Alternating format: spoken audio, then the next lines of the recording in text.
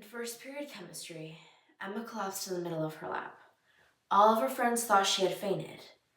Later on, doctors revealed that she had been getting 3 hours a night of rest over the past few weeks.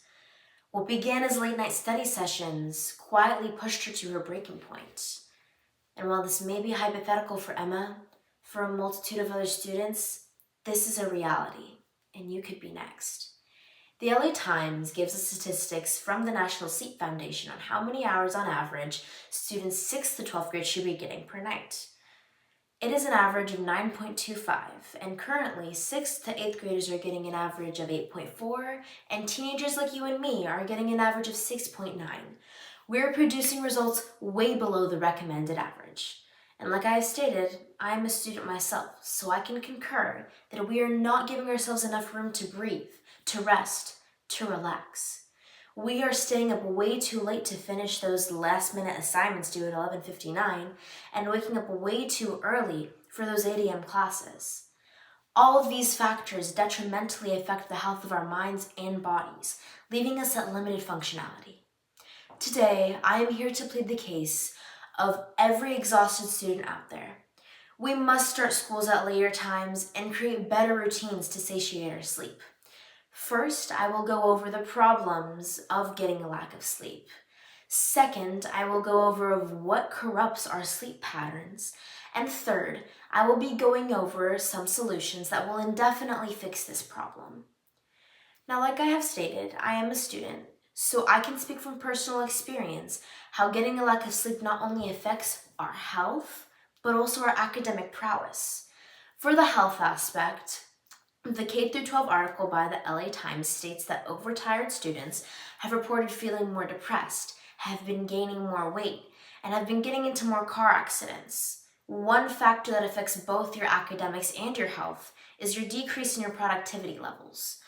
That decrease leads to a lack of participation in class. We start showing up later, and then we also take longer to finish our homework. So while we're staying up late to finish all these assignments, it's taking us an extremely long time to do so, leading us to sleep later, and then waking up again early in the morning, leading us to this sort of paradox that we can't escape from.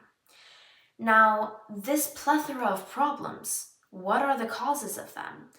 In the K through 12 article, it states how it's not only biological factors, but that is a main point, but also extrinsic factors. For the biological, our bodies force us to wake up at a certain time. It's called the melatonin shift. It's very prominent in teenagers going through puberty, so around ages 11 to 19.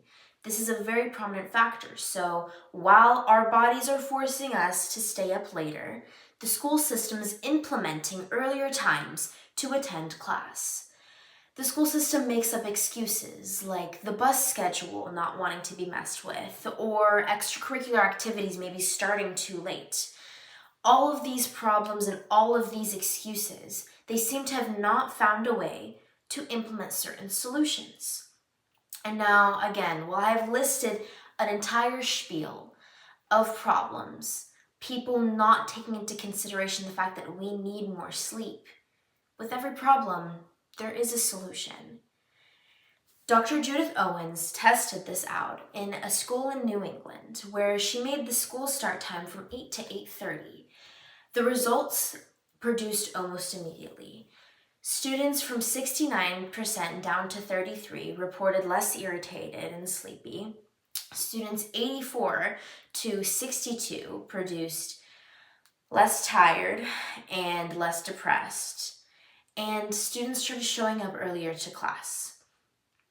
Just 30 minutes can make that much big of a difference for a multitude and a plethora of students out there. So why don't we start implementing these rules? What the school system can start doing is trying to initiate later start times, starting at maybe once per week. That seems doable, to at least start this experiment up in more less rural areas. And what we can do as students is start to decrease the amount of technology we consume at nighttime. I know it may be tempting to want to get those last minute scrolls over a long, hard day, but that affects our sleep. While we can blame it on those late start times, we are also affecting ourselves. Now, by the end of all of this, I should have convinced you that there are many problems to getting a lack of sleep. There are many causes to those problems, and that there are an equal amount of solutions to immediately fix those problems. When you get home tonight, stop going on technology. Maybe try to convince your teachers, like, hey, this is a real issue. Let's solve this. And together, I believe that we can put an indefinite stop to the sleep problem that is happening globally. Thank you.